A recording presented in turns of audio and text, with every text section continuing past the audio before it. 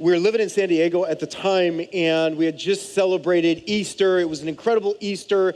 We didn't have kids at the time. That's not what made it an incredible Easter, but we were at some friend's house. We had just finished some Sunday gatherings, celebrating the resurrection. We're at friend's house having this late lunch and just having a great time. And all of a sudden, the bookshelf starts to shake and rattle, and your instinct is, oh, I better stop that, like you can. And then all of a sudden, the realization was the whole house is shaking. And so we all got out of the house, and I'll never forget standing outside of the house as everything was shaking in this earthquake and being confronted with a natural power or force that was terrifying. Something that powerful that could control land and everything like that and could generate such fear and unknown. It was this wild moment for us, and it was really the first time we had really experienced that. And I'm reminded how the disciples have just witnessed, through riding in a boat with Jesus, this terrifying encounter that they have with this storm, and this storm that they have in the water on the Sea of Galilee is so terrifying that there are professional fishermen on board, and they said, we're dead. Like, it's over. Okay, and so like they know, they go, we know this kind of power, this kind of force. It always wins, we're dead. And they have just watched as Jesus has just gotten up and told the storm, the wind, and the waves to be silent. He's literally said, stop, be still. And immediately when he says that, this overwhelming, powerful storm immediately stops. And the disciples in this moment are absolutely terrified because they've never seen, they've never known anything that could be more powerful than that kind of storm, nature's wrath. And all of a sudden, they're confronted with a power that is so much greater that it says that they are afraid.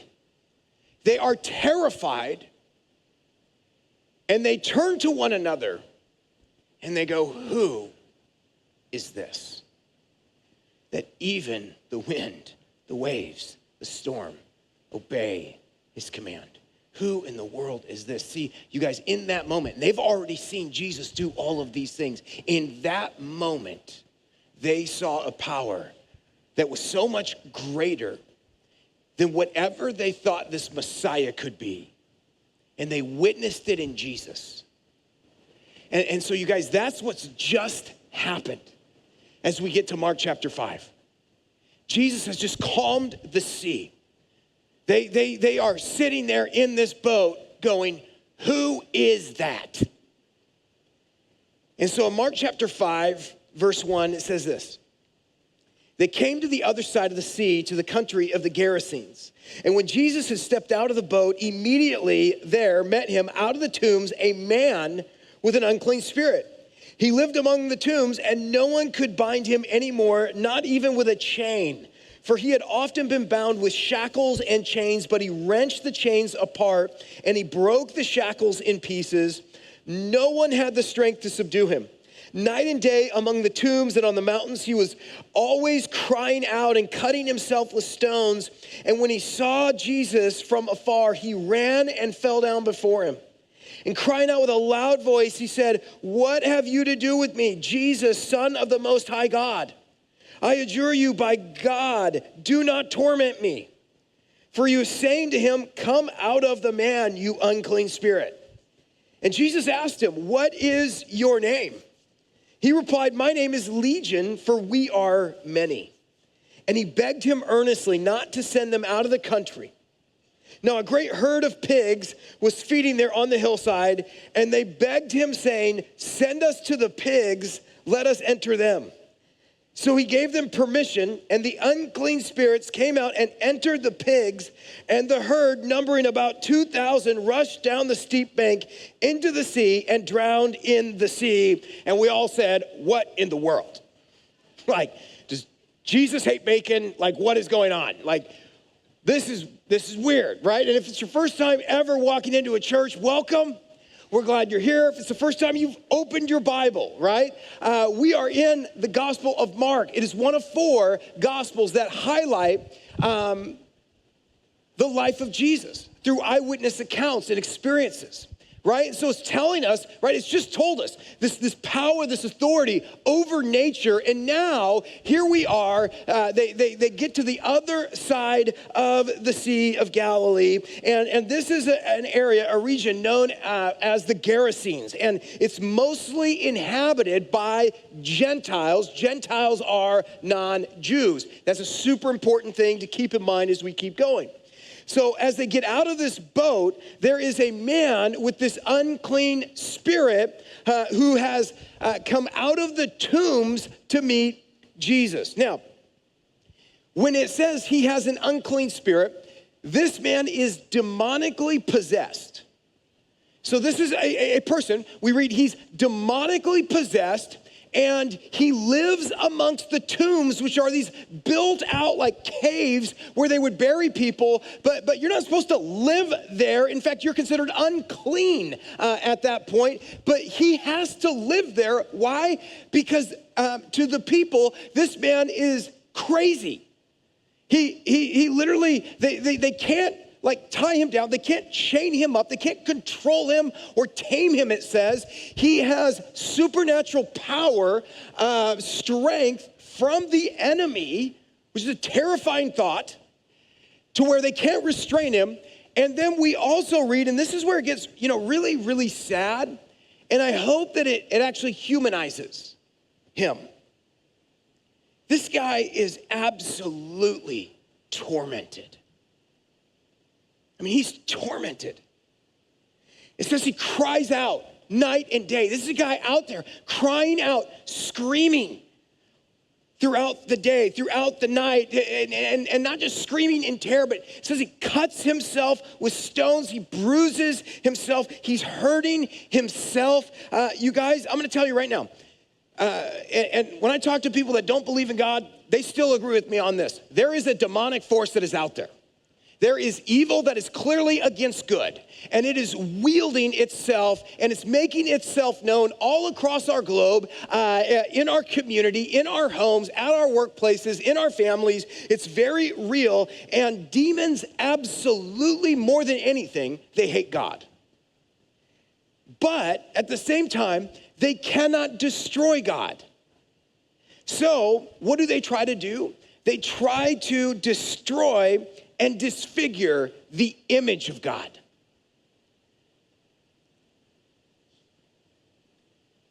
How do they do that? They do that through trying to destroy and disfigure his image bearers. Who's you and me? We are the very image bearers of Christ. And so what are they going to try to do to get at Christ? They're going to try to get at you and me, who are we are called to be the very embodied presence of Jesus. We're made in his image. And so the demonic forces are at work. And here is where you see them. They are at work whenever I see somebody and man, they're wrestling with self-harm, and that it breaks my heart. And I go, that's not God. Those are demonic forces at work trying to get you to harm yourself, trying to get you to destroy or distort the very image of God through how you see yourself and all these things. So they are at work. They're trying to get to God through you and I, and they know that when they hurt us, that hurts him. And in fact, in John chapter 10:10, Jesus contrasts himself from the enemy by saying, the thief comes only to steal and kill and destroy. I came that they may have life and have it abundantly. So you guys, the purpose of the enemy and the demonic forces that are in our world, it is to steal, it is to kill, and it is to destroy our lives.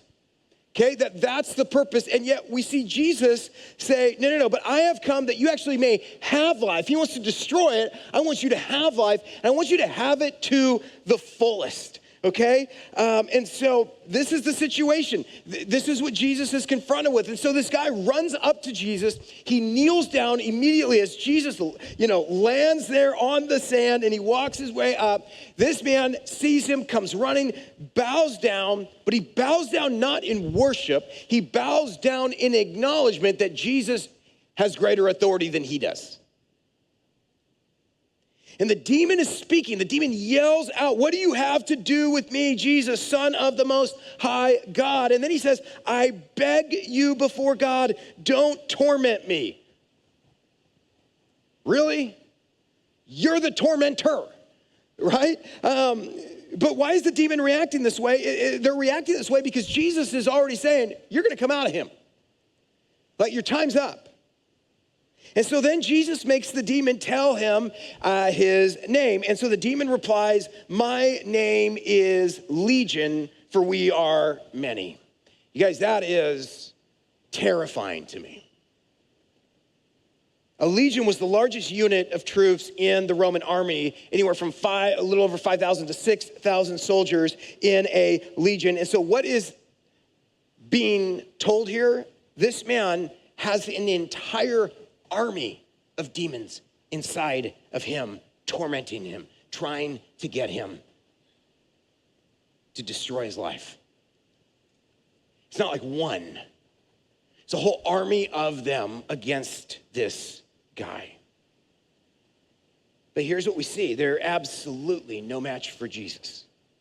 That's why they beg multiple times not to torment them or make them leave that region. In fact, in Luke 8:31, in his account of this very story, it says, and they begged him not to command them to depart into the abyss. Now, what is that? That is, the abyss is this place of spiritual confinement that often they are sent to before their final and eternal judgment, where Jesus is going to deal with them once and for all. Now, what we know here is that there's this large herd of pigs that is there feeding on the hillside. Now, remember, pigs were considered unclean for the Jewish people, right?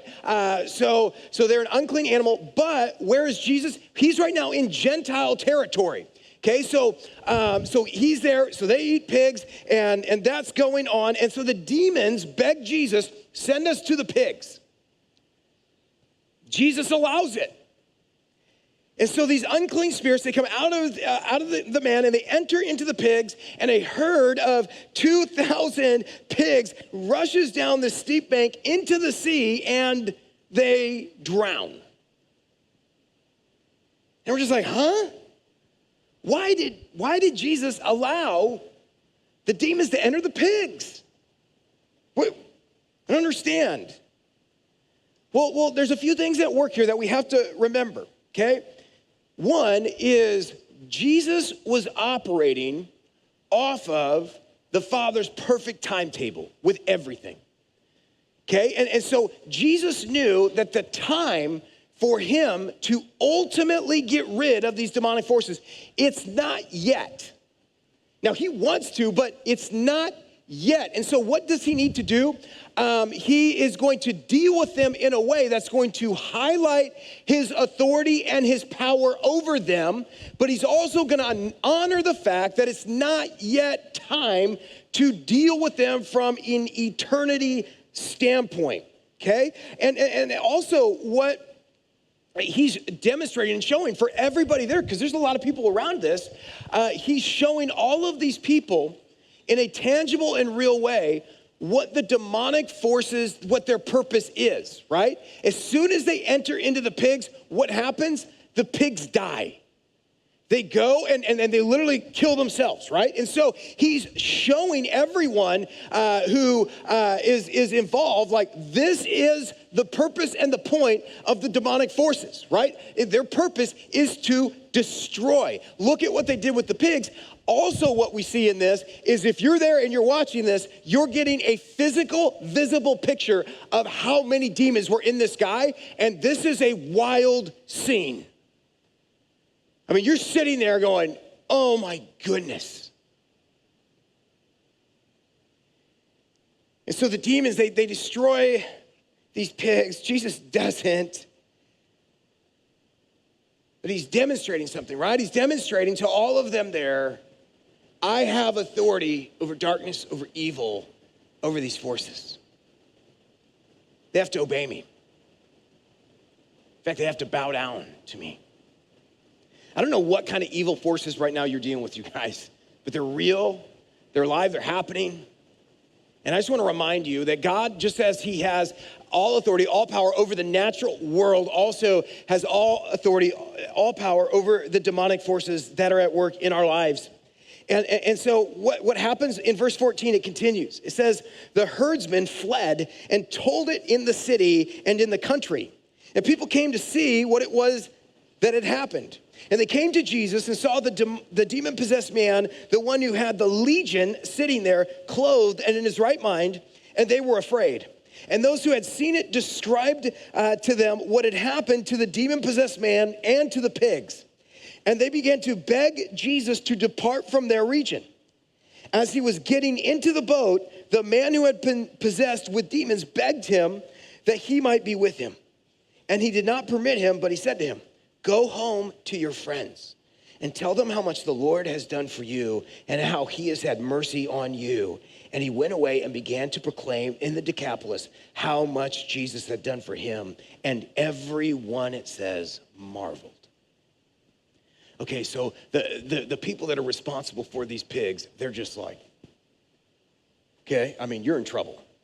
So they run into town. They're like, you just won't believe this. What we just saw, what just happened. And guys, do you think anyone believes them? No way. Like, no way. I mean, it's like, yeah, they just like in these spirits entered the pigs and they jumped off a cliff. Like sometimes you have to read it out loud to go, this is crazy. And so no one believes it. So they run out there and then they see the guy that has been considered just absolutely crazy and powerful, and they just see him subdued, hanging out in his right mind, fully clothed, sitting there talking and making sense. And they're like, this is crazy, and the pigs are gone.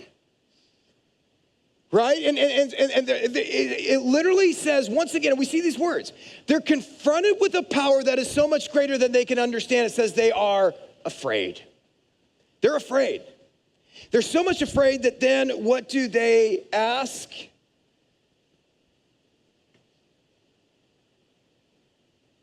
They beg Jesus to leave.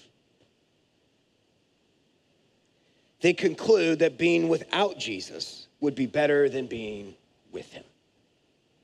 That is one of the saddest things, and you guys, every single one of us has a choice there. Is it better with Jesus or without him? And sad to say, many choose a life without him, just as here. But this man has experienced the power, the authority of Jesus. He's been healed from all this torment. And what does he do? He runs to Jesus and he begs him, can I follow you? Can I be with you? Can I be a part of this? Can I go where you go? And Jesus surprisingly says what? No. Like, what? Why don't you want him on your team, Jesus? Jesus has a different assignment for him, doesn't he? Jesus tells him, I want you to go, and I want you to tell others what I have done for you. I want you to start in your home. Go back to your home and start with your family and friends, and you share with them about what I've done. Tell them of my mercy. Be my witness. Give your testimony. Share your story. You were lost, but now you are saved. You once belonged to Satan, but now you belong to the Son of God. Like Jesus says, I want to send you to go and to reach these people. You guys, every single one of us has this calling on our lives. We all do. In fact, later on in Mark 16:15, he's going to say for all of us to hear, go into all the world and proclaim the gospel to the whole creation. Like, that is what we're called to do. We are not called to just sit here, take it in, and go, thank you, God, for saving me. This is so awesome. We're now to take it and to share our story, share what God has done in our hearts, in our lives, to people who desperately need it and who are desperately looking for it. Now, what's amazing here is the Gerasenes said, no, Jesus, can you please leave? They didn't want Jesus, but Jesus still wanted them.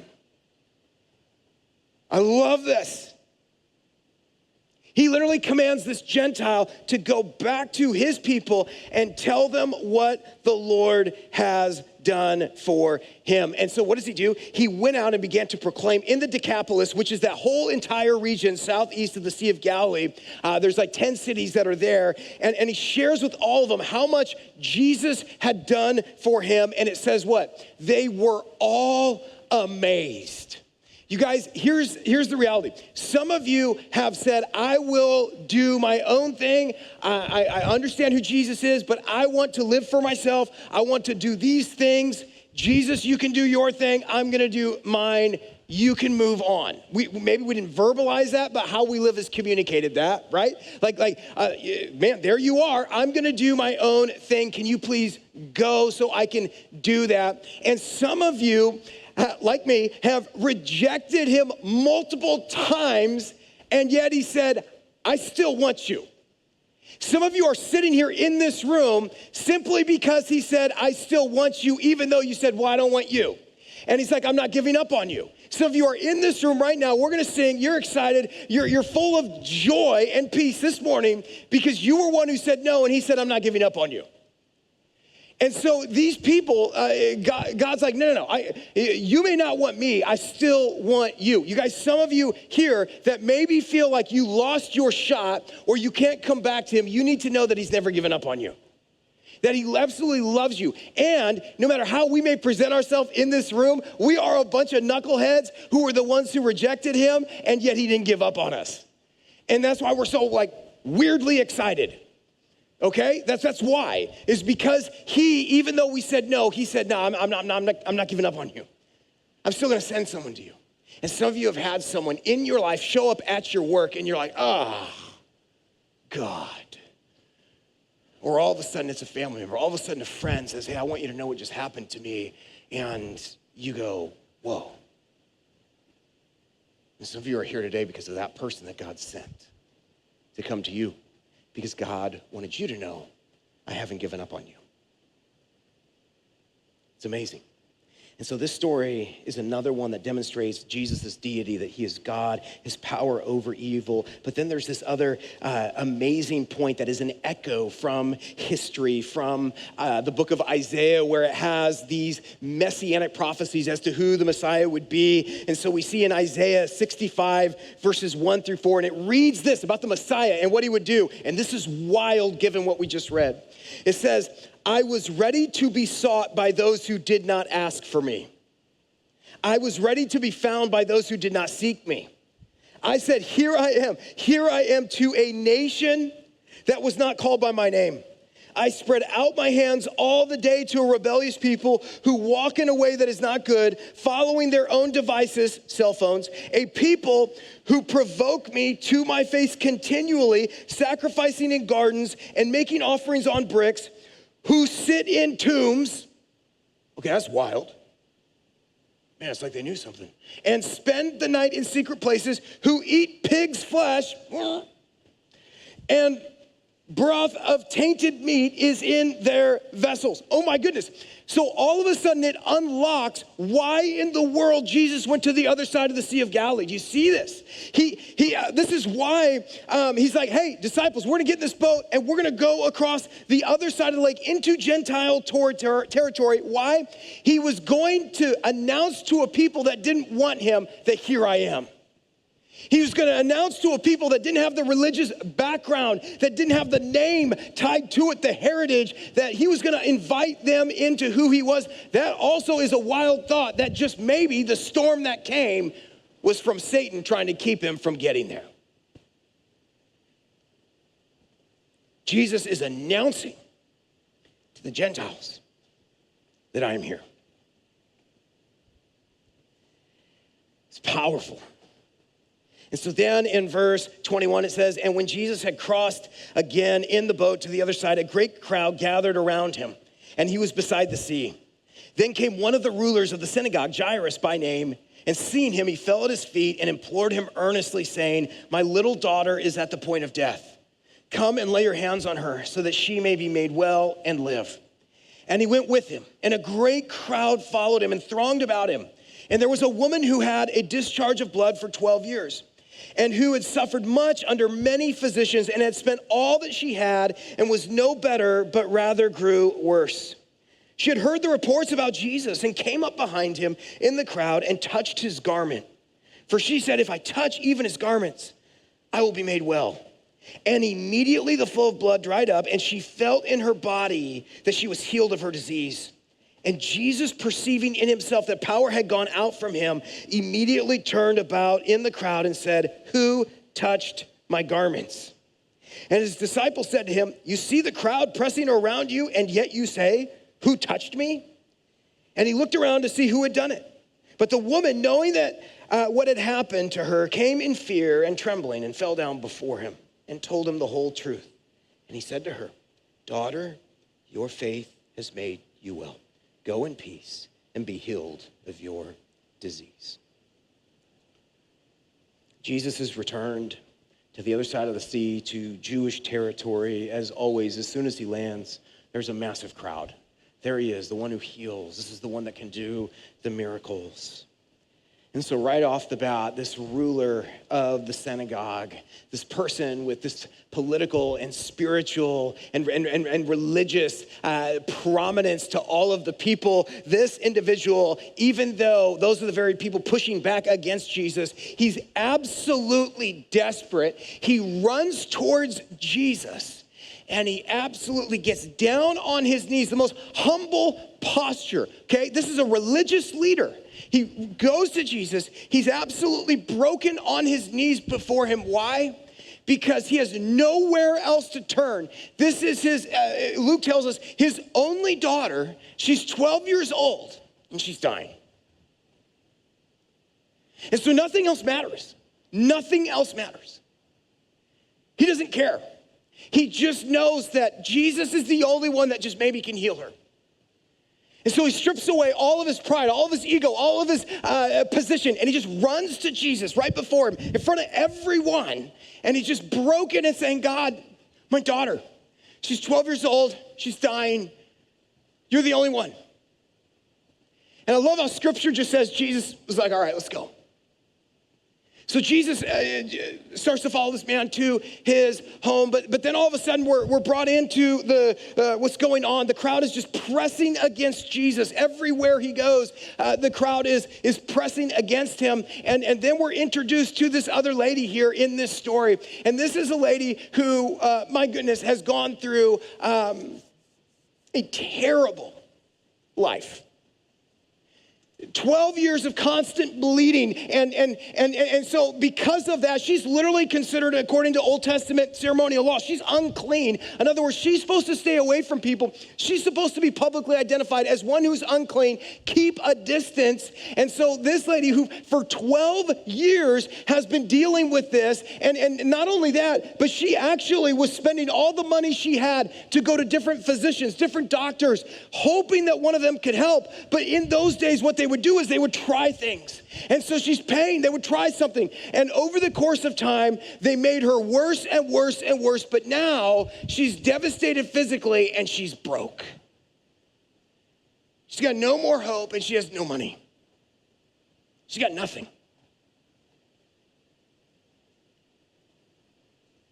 She lives in the shadow of shame. But there's a crowd. And just maybe she can slip into the crowd and they won't notice. And if I can just touch Jesus, I can just touch him. She's heard the reports. She can just touch him. And so you literally, man, in the word of God, you see this lady sneak in there to just try and touch the hem of his garment. Because she believes if I just touch his garment, he can heal me. And so she reaches out and she touches it. And immediately, she's healed. Now this is a wild scene, right? Like she's healed and you just kind of see her just like try to control the joy. And she kind of slips back into the crowd. But Jesus knows some power has left. And Jesus stops immediately. And he turns around and he goes, who just touched me? Now his disciples who, God bless them, but they struggle. His disciples decide this is a great time to be sarcastic to Jesus.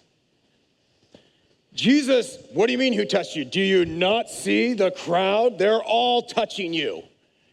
And I'm sure Jesus is just like, oh, you're still here. Like, the cross. But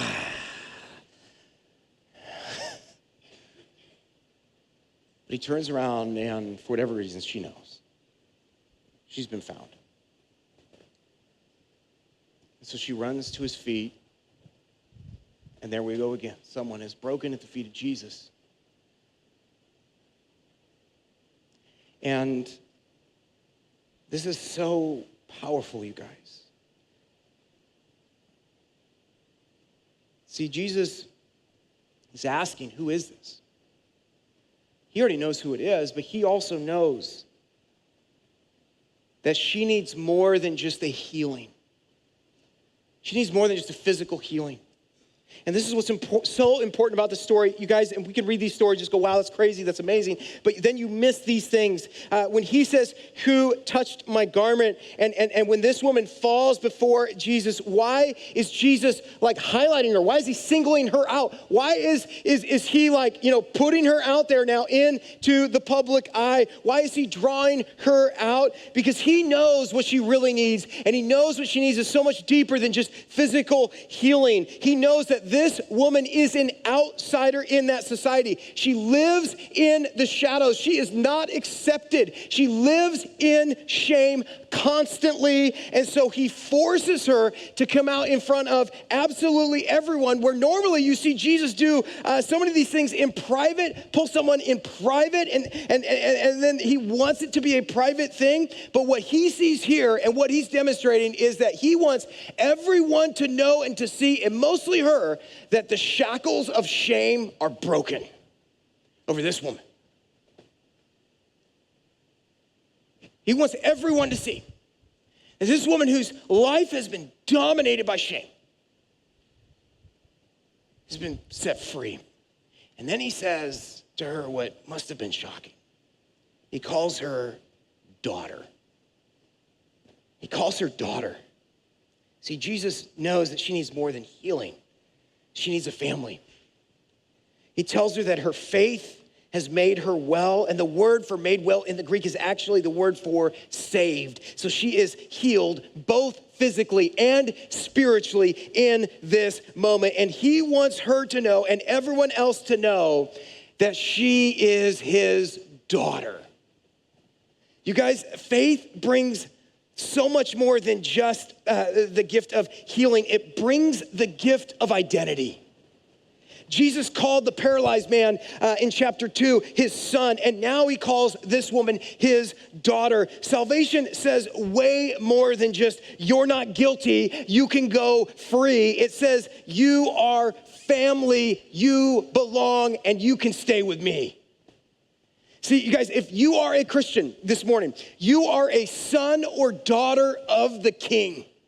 It's incredible. And what's wild here, and this is what's so important, you guys, ever since the first sin, people have tried to hide from God in their shame. Ever since the very beginning, right? Like you look, Adam and Eve, right away, what do after they sin? They hide. They hide in their shame. And yet from the very beginning, what does God do? where are you?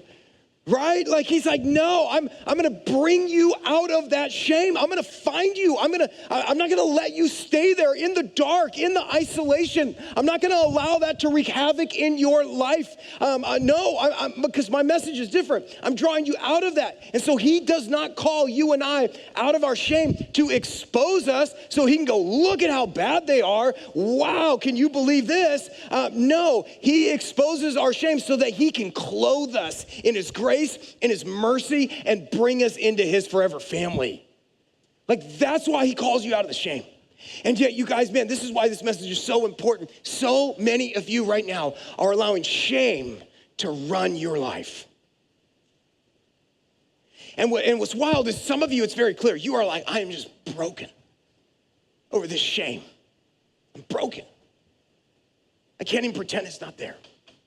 But then there's others of us in this room who this shame is there, it's real, it's dominating. It's there every time I put my head on my pillow, why I'm not worthy, why I'm not good enough, why I can't measure up, why I don't belong, all these things constantly. And yet we we do ourselves up, we look right, we sound right, we pray right, we worship right. Everybody thinks we're doing great, and yet inside you are absolutely a mess, and you're full of shame, and you're actually living in the shadows. And what you need to know and understand is that Jesus is not okay with you staying there, and he calls you out of that. And I pray he calls you out of that today, not to go, hey, look at how far off they are, but because he wants to embrace you and clothe you with his grace and his mercy, and he wants you to know that you are adopted. You are a child.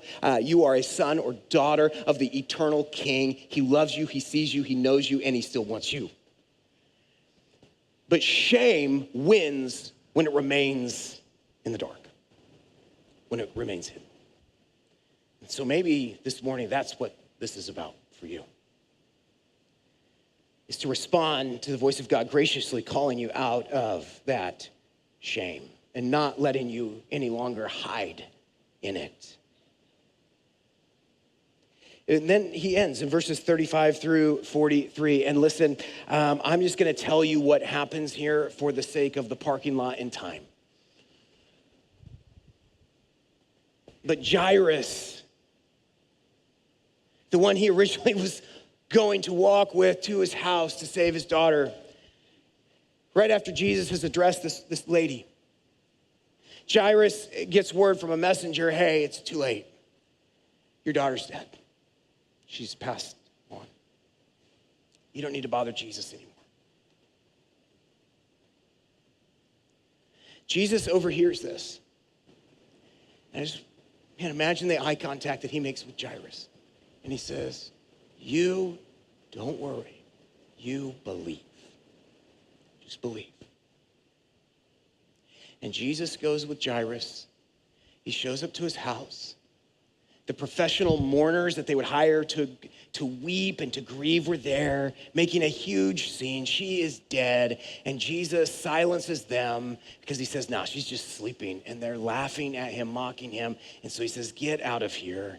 And he brings with him Peter, James, and John into the room with this mother and father who are beside themselves. They've just lost their daughter. And he goes in there, and he looks at this little girl, this 12-year-old girl, and he places his hand on her. He says, little girl, get up. And she does. Immediately. She gets up. And through the tears in her parents' eyes, the disciples marvel. Everyone is amazed. They've never seen anything like this. And what we've just seen is Jesus display and demonstrate power over whatever evil, whatever demonic forces are out there. He has displayed power over any sickness, any disease. And then now he says, I have power over your greatest fear, which is death. And we marvel in amazement at what he's done. And I love it. He says, hey, don't tell anyone about this. But she looks hungry. Why don't you feed her? And they feed her and they embrace their daughter. You guys, God cares for absolutely everyone. None of us slip into this without going, oh, I'm not included. He loves absolutely everyone. And we can come to him with our requests no matter who we are, no matter what we've done, because God honors imperfect faith, which is all of ours. He honors it when the object of that faith is Jesus. Every single one of these people, they were desperate, they were broken, and they just ran to the feet of Jesus. Their faith was resting in him, nothing else. They knew they just needed him. And so, you guys, that is the Gospel of Mark over and over again. It's broken people running to Jesus, falling at his feet. And what does Jesus do? He meets them there. He brings healing into their life. He gives them a new identity. And so, man, I want to encourage you that are lurking in the shadows of shame to not hide behind some strong, self-sufficient shell that you're presenting. Run to him, rest in him, trust in him. Because what is the proof? The proof is the cross and the empty tomb. That's the proof. That he took your shame upon himself and went to the cross with it. All of your past, present, future sins, he said, I've got this. And he went to the cross for it, and he bore all of it, and he died to it, and then he rose from the dead to have victory and establish that so that you and I don't have to stay in the shame. So that he could invite you out, and you know that because of the work of Jesus, he can embrace you, hug you, and welcome you, adopt you into his forever family. That is absolutely amazing, and that's the invitation. And I'm gonna tell you right now, if you've just received him as your Lord and Savior, and I'm gonna give you an opportunity to do that, or you did it recently, and you've never publicly identified yourself as part of the family of God, that's baptism. Like, that's why we do this. We're not like, oh, we should just do a baptism. Like, no, this is an opportunity for us for the first time, or maybe we did it some other time, we didn't even know what we were doing, but to actually, before other people, be obedient and acknowledge that I am a follower of Jesus and he's adopted me into his forever family, and I want all of you to know it. And I want to do that in the context of my family and my community. And you guys, we're going to celebrate that.